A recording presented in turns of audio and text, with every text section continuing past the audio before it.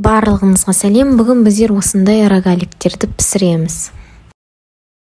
Бізге керегі ұн, сары май және де қаймақ.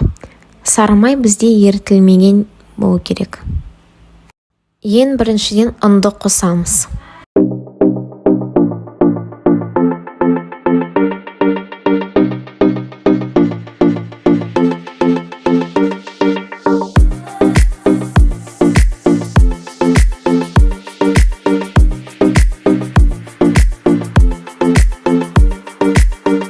Енді біз үкіштен сары майды өткізіп, ұнға қосамыз.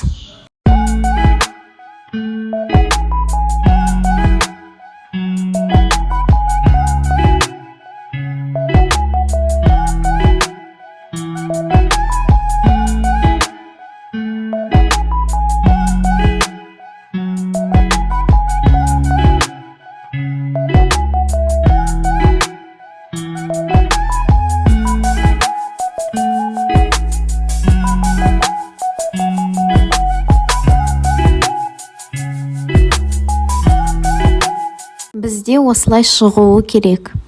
Енді біз қаймақты қосып, қолымызбен араластырамыз.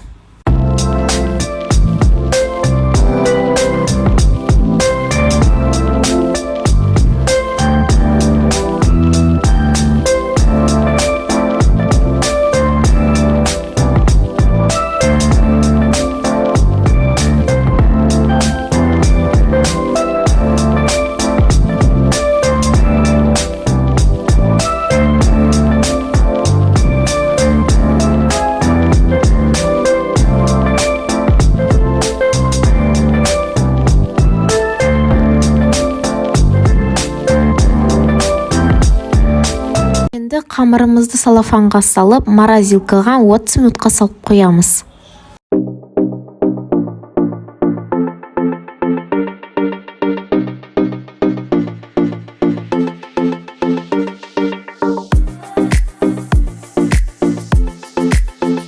Қамырымызды морозилкадан шығарып болған соң, оны осылай алып та жаямыз енді.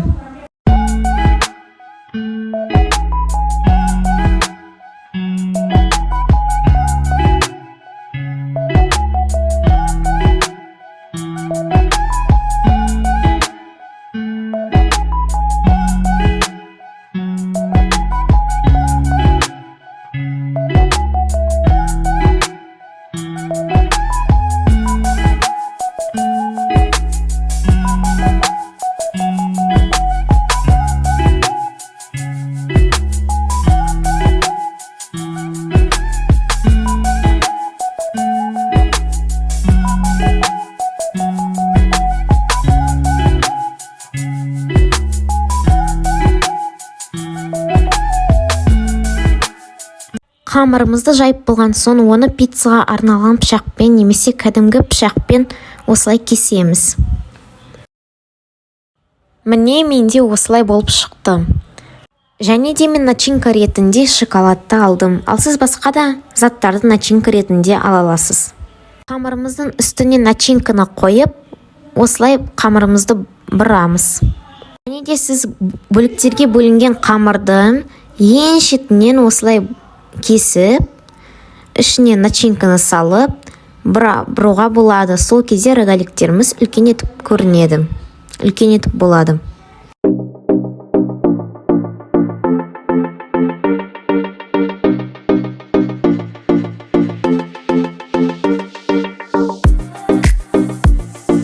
Сосын рогаликтерді істеп болған соң, оны осылай пергамент қағазының үстіне қоямыз. Және де ең соңында осы сары уызды алып, рогаликтердің үстіне жағамыз. Сол кезде біздің рогаликтеріміз қызарып өте әдемі болып көрінеді.